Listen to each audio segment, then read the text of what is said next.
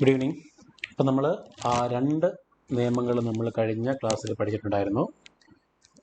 അപ്പോൾ exponents and പവേഴ്സിലെ അടുത്ത നിയമങ്ങളാണ് നമുക്ക് അടുത്ത് പഠിക്കാനുള്ളത്. അതായത് ഒന്നാമത്തായിട്ട് പറയുന്നത് അറിയാം, നമുക്ക് ഓൾറെഡി നമ്മൾ രണ്ടും പഠിച്ചത് ഏതൊക്കെയാണ്? A raise to M into A raise to N is equal to A raise to M plus N പഠിച്ചിട്ടുണ്ട്. അതേപോലെ തന്നെ A raise to M divided by A raise to N is equal to A raise to M minus N എന്നും പഠിച്ചിട്ടുണ്ട്. നമ്മൾ ഇനി പഠിക്കാൻ പോകുന്ന നിയമങ്ങൾ ശ്രദ്ധിക്കുക. അതായത് അടുത്ത പഠിക്കാൻ പോകുന്നത് A raise to M the whole raise to N. അതായത് ഒരു എക്സ്പോണൻ്റ് ഉണ്ട് ഇവിടെ. ആരാണ്? എ റൈസ് ടു എം ഇവിടെ ഉണ്ട്. അതിനുള്ള ഹോൾ പവറായിട്ട് ആര് കൊടുത്തേക്കുന്നു? എൻ കൊടുത്തേക്കുന്നു. ഇങ്ങനെ വന്നു കഴിഞ്ഞാൽ ഈ എ അതുപോലെ എടുത്ത് എഴുതി ഈ എമ്മും എന്നും കൂടി പരസ്പരം എന്ത് ചെയ്യണം? മൾട്ടിപ്ലൈ ചെയ്യണം. അതായത് A raise to M the whole raise to N is equal to A raise to M into N ആണ് മൂന്നാമത്തെ നിയമം എന്ന് പറയുന്നത്. നമുക്ക് രണ്ടെണ്ണം കൂടെ പഠിക്കാം. ഇനി നമ്മൾ ഇവിടെ ഈ രണ്ടിടത്തും ബേസ് രണ്ടും എന്താണ്? സെയിം ആണ്, എ ആണ്. പവർ ഡിഫറൻ്റ് ആണ്. ഇനി നമുക്ക് തിരിച്ചു കൊടുക്കാം. അതായത് ബേസ് ആയിട്ട് നമുക്ക് എയും ബിയും കൊടുക്കാം, പക്ഷെ പവർ നമുക്ക് സെയിം കൊടുക്കാം. അതായത് എ റൈസ് ടു എമ്മും ബി റൈസ് ടു എമ്മും വളരെ ഡിഫറൻ്റ് ആയിട്ടുള്ള രണ്ട് എക്സ്പോണൻസ് ആണ്. ഇവിടെ പവർ അവിടെ നമ്മുടെ ആരാണ്? നമ്മുടെ തന്നിരിക്കുന്ന ബേസ് വാല്യൂ ഇവിടെ ഡിഫറൻ്റ് ആയിട്ട് എയും ബി ആണ് വന്നേക്കുന്നു. പവർ അവിടെ എന്ത് തന്നെയാണ്? എം തന്നെ വന്നേക്കുന്നു. അപ്പം അങ്ങനെയുള്ള രണ്ട് പേരെ നമ്മൾ ഇങ്ങനെ മൾട്ടിപ്ലൈ ചെയ്യുകയാണെങ്കിൽ, അതായത് A raise to M into B raise to M എടുക്കുകയാണെങ്കിൽ അവിടെ ചെയ്യേണ്ട ഒറ്റ കാര്യമേ ഉള്ളൂ.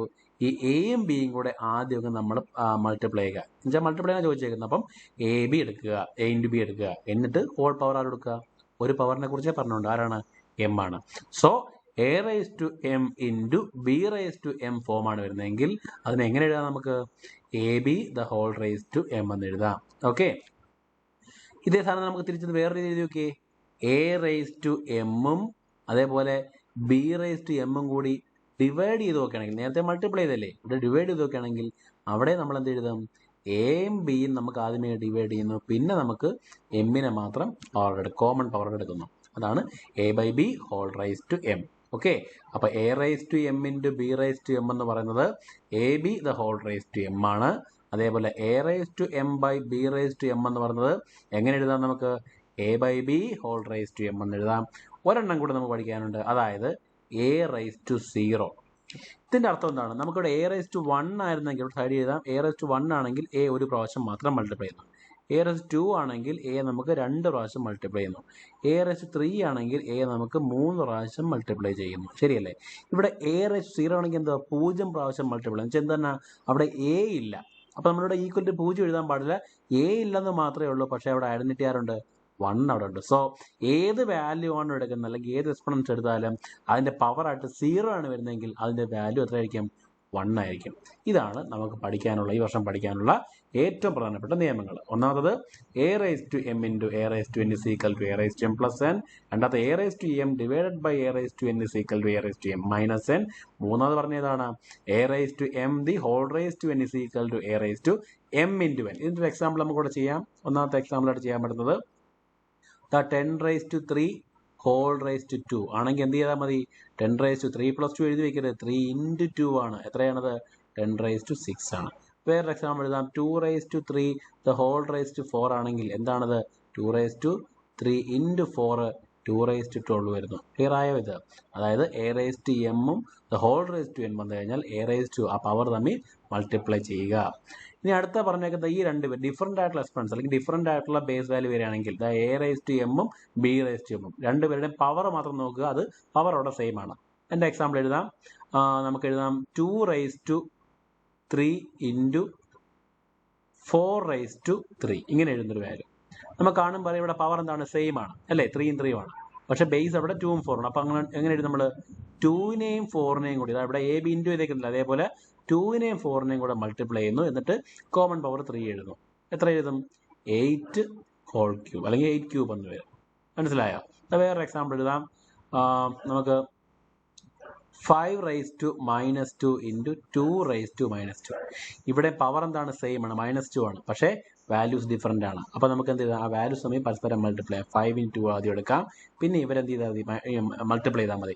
സോ -2 ഇൻറ്റു -2 എത്ര വരുന്നു? മൈനസും മൈനസും പ്ലസ് ആവുന്നു. 2 ഇൻറ്റു 2 4 വരുന്നു. ആൻസർ 10 റൈസ് ടു 4 എന്ന് വരുന്നു. നമുക്ക് ഇതിൻ്റെ A raise to M by B raise to M the whole is equal to A by B whole raise to M എന്ന് പറഞ്ഞാൽ അതിൻ്റെയും കൂടെ നമുക്ക് അതിൻ്റെ ആ ഒരു എക്സാമ്പിൾ പ്രോബ്ലം ചെയ്ത് നോക്കാം. സോ എത്രയാണ്? ഒരു 3 raise to 4 divided by 5 raise to 4. Okay, ഇവിടെ നോക്കുക, ഇവിടെ രണ്ടുപേരുടെയും പവർ സെയിം ആണ്, 4 തന്നെയാണ്, പക്ഷേ വാല്യൂസ് 3ഉം 5ഉം ആണ്. അതെങ്ങനെയാണ്? നമ്മൾ 3/5 ഹോൾ റേസ് ടു 4. വേറൊരു എക്സാമ്പിൾ ചെയ്യാം. 2 raise to -1 divide by 3 raise to -1. വേറെ ഇതിലൊന്നും ചെയ്യാൻ നിൽക്കേണ്ട, എന്ത് ചെയ്താൽ മതി? പവർ സെയിം ആയതുകൊണ്ട് ആദ്യത്തെ വാല്യൂ ഡിവൈഡ് ചെയ്യുക, 2/3 എടുക്കുക, പിന്നെ കോമൺ പവറായിട്ട് -1 കൊടുക്കുക. ലാസ്റ്റത്തെ ഒരു സാധനം, ഏത് വാല്യൂ ആണെങ്കിലും പവർ 0 വന്നു കഴിഞ്ഞാൽ വാല്യൂ 1 വരുന്നുള്ളൂ. ഇപ്പം 100 റേസ് ടു 0 എത്രയാണ്? 1 ആണ്. 250 റേസ് ടു 0 അതും 1 ആണ്. 2 റേസ് ടു 0 അതും എന്ത് തന്നെയാണ്? 1 ആണ്. ഓക്കെ, അപ്പോൾ ഇതാണ് നമ്മുടെ ഇതിൻ്റെ കുറച്ച് എക്സാമ്പിൾ പ്രോബ്ലംസ്. ഓക്കെ, അപ്പോൾ നമുക്ക് എന്ത് ചെയ്യാം? ഇതിൻ്റെ കുറച്ചുകൂടി നമുക്ക് കുറച്ച് പ്രോബ്ലം വർക്കൗട്ട് ചെയ്തതിന് ശേഷം ഞാൻ എൻ്റെ ഹോംവർക്ക് തരാം. ഓക്കെ, നമുക്ക് ചെയ്യാം. ഇവിടെ നമുക്ക് ആദ്യം നമുക്ക് തന്നെ A raise to M the whole raise to N വെച്ചിട്ടുള്ള ക്വസ്റ്റ്യൻ. എന്താണ്? A raise to M into N അല്ലേ? ഞാനൊരു എക്സാമ്പിൾ ഞാൻ കുറച്ച് പറഞ്ഞായിരുന്നു. ഏതാണ്? 10 റേസ് ടു 3 ഹോൾ സ്ക്വയർ വരികയാണെങ്കിൽ എന്താ എഴുതാം? 10 റേസ് ടു 3 × 2 എത്രയാ? 6 എഴുതാം. ഓക്കെ, ഇതിൻ്റെ കുറച്ച് നിങ്ങൾക്ക് വർക്ക് ചെയ്യാനുള്ള ക്വസ്റ്റ്യൻസ് തരാൻ പോണത് 2 raise to 3 whole raise to -3. ഒന്നാമത്തെ ക്വസ്റ്റ്യൻ. രണ്ടാമത്തെ ക്വസ്റ്റ്യനായിട്ട് 2 raise to 4 whole raise to 3. അടുത്ത question 2 raise to -2 whole raise to -2. നാലാമത്തെ question 2 raise to 4 whole raise to -4. അപ്പോൾ ഈ 4 ക്വസ്റ്റ്യൻസും കൂടി നിങ്ങൾ ചെയ്യുക. ഏത് വെച്ചുകൊണ്ട്?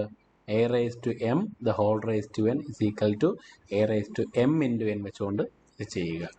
അടുത്ത പറഞ്ഞത് A raise to M into B raise to M is equal to A B the whole raise to M എന്ന് പറയുന്ന ഇക്വേഷൻ ഇല്ലേ? അതും ചെയ്യേണ്ട രീതി പറഞ്ഞു. എങ്ങനെയാണ്? ഒരു 2 റേസ് ടു 3ഉം ഇൻറ്റു 5 റേസ് ടു 3ഉം വന്നു കഴിഞ്ഞാൽ പവർ സെയിം ആണെന്ന് നോക്കുക. ബേസ് ഡിഫറൻ്റ് ആണെങ്കിൽ അതാദ്യം മൾട്ടിപ്ലൈ ചെയ്ത് 2 × 5 10, പിന്നെ ഇത് 3 അതിൽ എഴുതുക. അല്ലാതെ 3 × 3 എഴുതി വയ്ക്കരുത്. ആ കോമൺ 3 തന്നെ എഴുതണം. എത്രയാണ്? 10³ എന്ന് കിട്ടും. അതിൻ്റെ കുറച്ച് വർക്ക് ചെയ്യാനുള്ള ക്വസ്റ്റ്യൻസും കൂടെ തരാം. 2 raise to 4 into 6 raise to 4. അതിൻ്റെ അടുത്ത question 3 raise to -4 into 2 raise to -4. അടുത്ത question 10 raise to -1 into 11 raise to -1. ഒരു ക്വസ്റ്റ്യനും കൂടി എഴുതാം. 5 raise to 3 into 2 raise to 3. Okay, അതും കൂടി ചെയ്യുക. അടുത്ത നമ്മൾ ചെയ്ത വേറൊരു ക്വസ്റ്റ്യൻ ആയിരുന്നു. ഏത്? A raise to M divide by B raise to M is equal to എന്താണ്? പവർ എം സെയിം ആയതുകൊണ്ട് A by B whole raise to M എന്ന് പറയുന്നൊരു ഫോം. പിന്നെ എക്സാമ്പിളായിട്ട് ഞാൻ വേണമെങ്കിൽ 2 raise to 3 divide by 5 raise to 3 ഒരു എക്സാമ്പിൾ ചെയ്യാം. എങ്ങനെ എഴുതാം? ഇവിടെ 3ഉം 3ഉം കൊണ്ട് സെയിം ആണ്. അതുകൊണ്ട് 2/5 ആദ്യം എടുക്കുക, പിന്നെ ഹോൾ പവറായിട്ട് 3 എടുക്കുക. തീർന്നു. ഇത്രയേ ഉള്ളൂ. ഇതിൻ്റെ കുറച്ച് ക്വസ്റ്റ്യൻ ചെയ്യാം. ഒന്നാമത്തെ ക്വസ്റ്റ്യനായിട്ട് 10 raise to 3 divided by 8 raise to 3. രണ്ടാമത്തെ ക്വസ്റ്റ്യനായിട്ട് 15 raise to 2 divide by 3 raise to 2. Okay, അടുത്ത ക്വസ്റ്റ്യനായിട്ട് 7 raise to 4 divide by 6 raise to 4. Okay, നല്ല ക്വസ്റ്റ്യൻസ് ആണ്. അതും കൂടി ചെയ്യാൻ ശ്രമിക്കുക. ഓക്കെ, നന്നായിട്ട് ചെയ്തതിന് ശേഷം അയക്കുക. നിങ്ങൾക്ക് സംശയം ഉണ്ടെങ്കിൽ നിങ്ങൾക്ക് ചോദിക്കാം കേട്ടോ. നമുക്ക് മാക്സിമം എത്രത്തോളം ക്വസ്റ്റ്യൻസ് വർക്കൗട്ട് ചെയ്യുന്നുണ്ടോ അത്രത്തോളം നമുക്ക് എന്ത് ചെയ്യാൻ പറ്റും? എല്ലാത്തരം ക്വസ്റ്റ്യൻസും ഏത് തരത്തിൽ വന്നാലും നമുക്ക് ചെയ്യാൻ കഴിയും. അപ്പോൾ ആദ്യം നിങ്ങൾ ഇത്രയും ക്വസ്റ്റ്യൻസും കൂടി ഒന്ന് ചെയ്തതിന് ശേഷം എനിക്ക്